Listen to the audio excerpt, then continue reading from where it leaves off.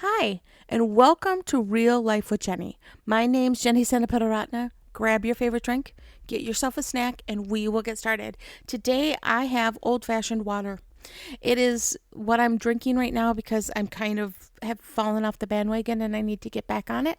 So I'm drinking water today, and I have thin mint bites by the Girl Scouts. They are so good. We did these on a Senna samples, which Kevin's got like a TikTok YouTube channel. Kevin Senaparatna, if you want to follow him, it's really funny. And we try all kinds of different foods, and this was one of them because I really wanted to try it, and I thought, why not? I won't be buying another bag because they're very expensive, but they are really good for a small little snack. So let's get real. For my birthday, I got this enormous bird feeder. It's got four things to have feeders on the top, and then it's got like three other little feeders, and it's got like a suet feeder and a bird bath and like a little tray that you can have different. It's enormous. It is enormous, and it is exactly what I wanted. I put it in my Amazon wish list. I knew what I was getting. I was so excited. And so I didn't know exactly anyway, it doesn't really matter. My mom got it for me. Thanks, Mom. Really appreciate you because it has been a blast. I put it right outside where the other one was, so it's right in front of our house. And I got some little bushes to go next to it, so the boys maybe aren't going to play with the bird feeder, although that's not happening. They're still playing with it. Anyway, we have like 8 little boys in the neighborhood that have decided our house is the playground. And deep breath by Jenny, that is not going so well, but that's okay. Well, the one thing with this new bird feeder is we have a new friend that is coming to the bird feeder. That is our squirrel. And the other day we actually had 2 squirrels and they were fighting to see who could get up to the top. One was like, and I was like, I did not know that squirrels could hiss. Did you know squirrels could hiss? I had no idea that they could hiss. I was like, what is happening? And he was like, this is my for bird feeder. Get your own. Leave me alone. And was just chowing down. Full stretch up, getting all the food out of the bird feeders, hanging upside down. There was no shame. Just no shame at all. And what's hilarious is my dog doesn't even care. My dog looks at him like, go for it, dude. I don't care. It's not my food you're taking. And I was this morning just looking out at the bird feeder. And I was thinking of all the birds that we've had in the past. And the little neighbor friends, I think, took down the tree. We're hanging on it and the tree fell because it was just kind of a little tree. And so we don't have as many birds as we used to because they don't have a place to land. Thus why I got the bushes, right? Although they're this size of my water bottle. They're so small. Anyway, they'll get bigger. It'll be fine. They'll get bigger. And, sometimes you have to start small. That was such a powerful thought when I got them that I was like, sometimes you have to start out small. It doesn't look impressive to anybody else, whatever you're doing. Side note here, but whatever you're doing, if it starts off small and looks small to other people, that does not mean God can't grow it and make it bigger and make it more impactful. So that's my hope with my little bushes. But I was thinking about all of the birds that have come to the bird feeder. And we've had a lot of really fun birds, and I've kind of become this obsessed human being with birds, which is fine. I'm still a good person.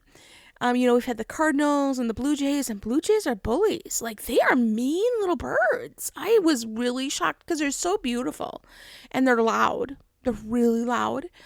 And our blue jay is such a bully. He's just like, get out of here, you little fleas, and just kind of takes the whole thing over. So does the squirrel. And then we've got all the house finches and the little yellow show that I can't remember what they're called. Anyway, we've got a ton of really fun little birds. And this has been really kind of a neat thing for me when I think about the Bible and how often it talks about birds and about how, God sees the birds and he sees the sparrow that falls and he feeds the birds and he cares about them and why are we worrying about stuff and all that kind of piece. And so I've really been whenever there's a bird verse in the Bible now, I'm like, oh, wow, my birds. it's kind of become something that I think about and I meditate on, the idea that God takes care of the birds and thus he's going to take care of our cares and our worries. And now I've got this squirrel. And I have not named him yet because there's two of them and I can't tell them apart. Although I could just name them one aggressive two. Like, I don't know. But I've been watching the squirrel and he just gets up there and he is just like, this is my feeder. Like, everybody else needs to stay away. This is mine. And that is so the opposite of my personality. My personality is completely the opposite. And I think it's a Minnesotan thing. I don't know. Maybe you're from Minnesota and you're like, what are you talking about, Jenny? But I'm still it's just Kevin and I. Like, that's all there is in this house and the dog. And I will not take the last of something. Like, if we are having chicken for dinner and there are 2 pieces of chicken left and I only had one and I still, like, we divided in half because that's kind of who we are. I was raised in a family that you divided the pizza evenly and everybody got their own slice, It wasn't every man for himself. It was everything is equally divided. And so I may be owed the last of whatever. I'm not going to eat it. I'm going to let it sit there. If there's one chip left in the bowl at a restaurant, I'm going to leave that last chip. I'm just not going to eat it. Especially when it's like shared food. When it's my own plate, that's different. Like, okay, that's fine. But like, I will never like take the last mozzarella stick. There's just no way. First of all, I don't like mozzarella sticks. So that's kind of a moot point. But it jumped into my head. Not even desserts. Like, I will not take the last piece of cake or the last brownie. In fact, right now I've got a pan of brownies and I've given most of them away. I've eaten 2 brownies in the last 5 days. And there's one brownie in there and it's just going to go to waste because I will not eat it. I will, because I'm just like, I'm not going to do it. So that's my personality. My personality is really like everyone else can have and I will be last. The last shall be first. And I remember in first grade, every single time we lined up, my first grade teacher, I almost said her name, but I better not. My first grade teacher would stand in line and say the last shall be first and the first shall be last, or something like that, every single day. And she's like, this is a biblical concept. And so whoever was in the front, she turned the line around and would go the opposite direction. So then people started like going to the end of the line and then she flipped it on us. Anyway, but she was always like, the first shall be last and the last shall be first. Like, that's how life should be. And so I was really raised very much like everyone else first, and then I will take care of myself after that. And now you all know how this story ends, right? Like, you all know that that's a great concept. Loving others as you love yourself has been a part of my core verse since I left North Lakes, my old job. I just said where it was, but that's okay. It doesn't matter. I'm not going to re-record this. I'm too far in. Let's go, people. My old job. And really that I have to love myself and I have to take care of myself if I'm going to love other people. I've always thought that I'd love other people and then I love myself. Really, it says, love your neighbor as you love yourself. And take care of yourself. And that's such a foreign concept, especially to moms. We are so bad at taking care of ourselves. And then you watch this squirrel and you think, he is there for himself. He is not, I'm sorry, maybe I could be completely wrong and you're going to tell me something about squirrels that I do not know. But it really feels like when that other squirrel came up, he's like, dude, I don't care if I'm married to you. I don't care if you're my child. You are not getting up here. I am eating first. This is my feeder. Get away. And I was like, wow. We are so often the opposite of that. And do I say that we should be cutting people off and running to the food line and eating everything and there should be nothing left for anybody else? Of course not. That's not what I'm saying. But I am saying, when is it okay to start taking care of you and all of your needs? And not just going, I'll take care of them tomorrow. But when is it time to go, it's okay for me to do something for me? For me to put a boundary in place for myself. Whether it's with a relationship, whether it's with food, whether it's with money, whether it's with your church, whether anything. When is it time to take care of you? That is the biggest part of church volunteers, is they burn out because they are consistently giving without taking care of themselves, without having the balance.